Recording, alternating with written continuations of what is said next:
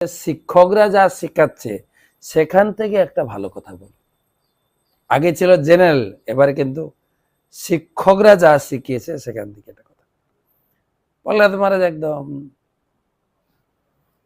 সহাস্যে নিশ্চিন্তে বলছেন, শ্রী প্রহ্লাদ উবাচ শ্রবণম কীর্তনম বিষ্ণু স্মরণং পাদ সেবনম অর্চনং বন্দনম দাস্যম সক্ষম আত্মনিবেদনম ইতি পুংসার্পিতা বিষ্ণু ভক্তি চেত নবলক্ষণা ক্রিয়েতে ভগবত তদ্ধা তন্মন্দে অধিতম উত্তমম।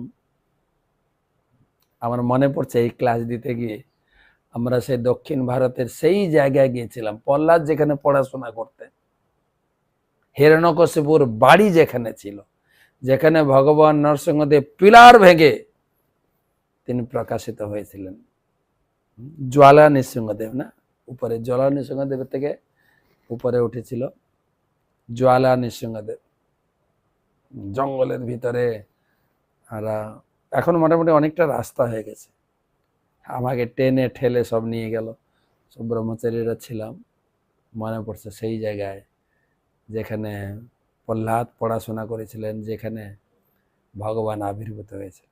তো প্রহ্লাদ মহারাজকে জিজ্ঞেস করছেন, বাবা তুমি তোমার গুরুদেবরা যা শিখিয়েছে সেখান থেকে দু একটা কথা শোনাও আমাকে।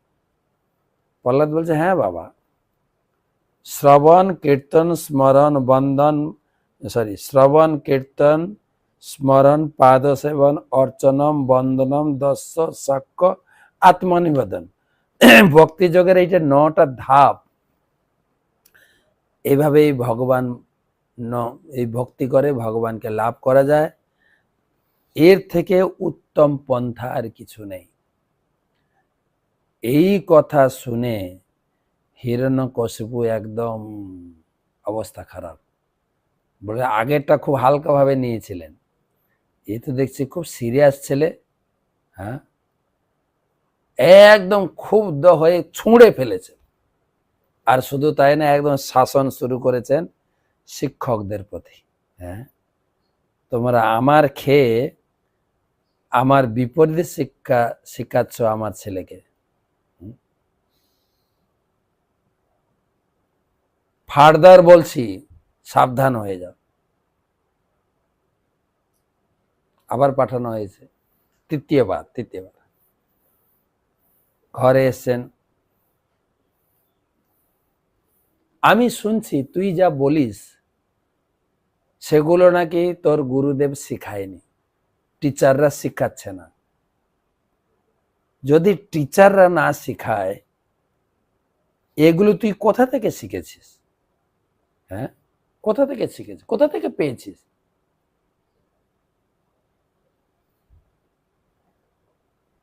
কেউ যদি নাকি তোর ভিতর থেকে এগুলো আসছে, বাইরে থেকে কেউ শিখাচ্ছে না, নাকি ভিতর থেকে আসছে? প্রহ্লাদ উত্তর দিচ্ছেন, শ্রী প্রহ্লাদ উবাচ মতিন কৃষ্ণে পরতো শতো বা মিথ বিপদ্যেত গৃহব্রতানাম অদান্ত গোভি বিশতম তমিশ্রম পুনঃ পুনঃ চর্বিত চর্বনানাম। প্রহ্লাদ মহারাজ বলছেন, ভগবানের প্রতি মতি নিজে থেকেও হয় না এবং কারোর পররচনায়ও হয় না, উভয়ের সংযোগেও হয় না। প্রহ্লাদ মহারাজের শক্তি দেখেন, বাবাকে প্রিচিং করছেন প্রহ্লাদ মহারাজ। নতে বিদুষার্থ গতেং হি বিষ্ণুম দুরাশয়া যে বহিরর্থ মানিনা অন্ধা যথৈ অন্ধৈ উপনীয়মানা তেহ পিশতন্ত্রম উরুদাম নিবধ্যা। যারা কামনা বাসনায় সংসারে জড়িয়ে রয়েছে তাদের গতি খুব খারাপ। তারা একটা অন্ধ লোককে গুরু রূপে বরণ করে সংসার থেকে উদ্ধার পেতে চাইছে। শুনুন, নৈসাংমতিস্তাবৎ উরুক্রমাংহ্রি, প্রহ্লাদ মহারাজ শ্লোক, 5 বছরের ছেলে বলছেন, বিশ্বত অনর্থোপকম যদর্থ মহি অসাং পাদ রজোভিষেকম নিষ্কিঞ্চনানাম ন বেণিত যাবৎ। প্রহ্লাদ মহারাজ যদি বলেছেন না যে বাইরে থেকে আমাকে কেউ শিখায়নি, ভিতর থেকেও না, উভয়ের সংযোগেও ভক্তি হয় না। বলে তাহলে না, মহি অসাম পাদর জৈব শেখ, যারা ভগবানের ভক্ত তাদের চরণ ধুলি কেউ যখন মাথায় না মাখে, চরণ ধুলির দ্বারা অভিষিক্ত কেউ না হয়, ততক্ষণ পর্যন্ত সে ভক্তি করতে পারবে না। ভক্তের চরণ ধুলি গায়ে মা, চৈতন্য চরিতামৃতে ফলাও করে বলা হয়েছে যে ভক্তি জীবনের 3টা টনিক, ভক্ত পদ ধুলি, ভক্ত পদ জল, ভক্ত ভুক্ত শেষ, এই 3 সাধনের বল। সাধনের বল টনিক, ভক্ত চরণ ধুলি, ভক্ত পদ জল, ভক্তের মহাপ্রসাদ। আর এইটা শোনার পর হিরণ্যকশিপু প্রহ্লাদের উপরে অত্যাচার বাড়িয়ে দিলেন। অত্যাচার অত্যাচার অত্যাচার। একদিন হিরণ্যকশিপু জিজ্ঞাসা করছে, এই প্রহ্লাদ, তোর উপরে এত অত্যাচার করছে, মরছিস না কেন? কি হয়েছে তোর? কোথা থেকে এত শক্তি পাচ্ছিস? বলছে, পিতাশ্রী, তুমি যেখানে শক্তি পাচ্ছ আমিও। সোর্স অফ দ্য এনার্জি তো একটাই জায়গা, পাওয়ার হাউস একটাই, সেখান থেকে তোমার কাছেও শক্তি আসছে, আমার কাছে। বলছে এত কিছু করছি? বলছে দেখো, তোমরা আমাকে বিষ খাইয়েছ, কালকুট বিষ। বিষ তো হচ্ছে আমার মামা, বিষ কি করে মারবে? বিষ তোমার মামা? হ্যাঁ, লক্ষ্মী আমার মা। লক্ষ্মী এবং বিষ সমুদ্র মন্থনের সময় উঠেছে, আমি সংক্ষেপে বলছি। লক্ষ্মী যদি মা হয়, বিষ হচ্ছে লক্ষ্মীর ভাই, মায়ের ভাই মামা, ভগবানকে নিবেদন করে খেয়েছে, কিছু হয়। তোমরা আমরা প্রজ্বলিত অগ্নির মধ্যে, অগ্নি তো হচ্ছে আমার বাবার মুখ। কালকে যখন দাউ দাউ করে অগ্নি জ্বলছিল, তখন মনে পড়ছিল প্রহ্লাদ মহারাজ এই অগ্নিকুণ্ডের মধ্যে থেকেও তার কিছু হয়নি, কেননা অগ্নিকুণ্ড হচ্ছে ভগবান, ভগবান বিষ্ণুর মুখমণ্ডল, যেখানে ঘি অন্যান্য উপকরণ তিনি গ্রহণ করেন। প্রহ্লাদ বলছে আমাকে ঠান্ডা লাগছে। তৃতীয়ত, তোমরা আমাকে বিষধর সর্পের মধ্যে ফেলেছ। আরে বিষধর সর্প তো হচ্ছে আমার বাবার বিছানা, আমার পিতা তো সর্পের উপরে শুয়ে থাকে, ওরা কি করে আমাকে হত্যা করে? আর আরো আরো আরো অত্যাচার বাড়িয়েছে। হিরণ্যকশিপুর সহ্য হচ্ছে না, মারো একে, মেরে ফেলো। যখন অত্যাচার বাড়িয়েছেন, তখন ভগবান নরসিংহ সহ্য না করতে পেরে তিনি চলে এসছেন। তারপরে আপনারা জানেন যে হিরণ্যকশিপুকে বধ করলেন, ব্রহ্মার সব বর ঠিক রেখে। দিনে নয়, রাত্রে নয়, গোধূলি, ঘরে নয়, বাইরে নয়, দরজার চৌকাঠে, নিচে নয়, উপরে নয়, ভগবানের কোলে, কোনো অস্ত্র শস্ত্র না, নখে। তারপরে তাকে হত্যা করলেন। হত্যা করে ফেলে দিয়েও ভগবান নরসিংহদেবের আর সহ্য হচ্ছে না। এই হিরণ্যকশিপুকে বধ করেও শান্তন, আর কি আছে, আর কি আছে, মার। দৌড়াচ্ছেন না, সারা দেবতারা আকাশ মার্গে থেকে প্রার্থনা করছে। হিরণ্যকশিপু দৌড়াচ্ছেন, আর ভগবান দৌড়াচ্ছেন নরসিংহদেব হিরণ্যকশিপুর সঙ্গে, আর কে কে আছে, মারব। দৌড়াতে দৌড়াতে সেই অবিলম অন্ধ্রপ্রদেশ থেকে, হ্যাঁ, ভগবান দৌড়াতে দৌড়াতে নবদ্বীপ ধামে গদ্রুম দ্বীপে এসে পৌঁছলেন। তার হাতে লেগে থাকা সেই যে হিরণ্যকশিপুকে বধ করার হাড়, মাংস, রক্ত ধুয়েছেন, হ্যাঁ, সেই নদী পবিত্র হয়ে। তারপর ওখানে বসছেন, কিন্তু খুব ক্রোধ। দূর থেকে দেবতারা প্রার্থনা করছেন, ভয়ে কেউ সামনে আসছেন। সব দেবতার মিলে ব্রহ্মাকে বলেন, আপনি যান, একটু ভগবানকে শান্ত করুন। ব্রহ্মা ভয়ে আসছেন, বলছে না, আমি এরকম ক্রোধ মূর্তি দেখিনি। তারপরে ব্রহ্মা ডিনাই করলেন, বলে আমি গেলে আমার চুল দাড়ি সব এই ভগবানের ক্রোধাগ্নিতে পুড়ে যাবে। ইন্দ্র ইন্দ্র বলছে না, আমি যাব না। মাতা লক্ষ্মীকে সবাই বলে, তোমার বাড়ির প্রভু, তুমি গিয়ে ঠান্ডা করো প্রভুকে। মাতা লক্ষ্মীও ভয় পেয়ে গেছে, বলছে না, আমার বাড়ির প্রভু হলেও এইরকম মুডে আমি কোনোদিন দেখি। তখন গণেশকে বললেন তুমি যাও। গণেশ রাজি হয়েছিলেন, কেন? গণেশ হচ্ছে নরসিংহদেবের পরম ভক্ত। বিঘ্নান বিহন্ত মলমস জগত্রয়স্য গোবিন্দম আদি পুরুষম তম। নরসিংহদেবের পরম ভক্ত, নরসিংহদেবের চরণ গণেশের মাথায় আছে। যার ফলে গণেশ এতটাই কৃপাপ্রাপ্ত, আমরা পারমার্থিক জগতে আমরা কোনো অনুষ্ঠানে নরসিংহদেবকে প্রার্থনা করি বিঘ্নহীন ভাবে। এমনকি যখন আমরা ঘর থেকে যাত্রা করি নরসিংহদেব প্রার্থনা, কিন্তু বহির জগতের লোক তারা কার পুজো করে, কার প্রার্থনা করে? গণেশ। গণেশ ও নরসিংহদেবের কৃপায় কিছু কৃপা তার ভিতরে আছে। গণেশ রাজি, তার সেই ছোট গাড়ির উপরে, ইঁদুরের উপরে আসছে। যেই সামনে এসেছেন, ভগবানের নাক থেকে ঝড়ের মতো হাওয়া বইছে, সে হাওয়াতে পাল্টি খেয়ে যায় সমস্ত দেবদেবী। ভগবান নরসিংহদেব হেসে ফেলেছে, কিন্তু পুনরায় ক্রোধ মূর্তিতে আসলো। তখন দেবতারা বললেন ঠিক আছে প্রহ্লাদ তুমি যাও, ভগবানকে শান্ত করো।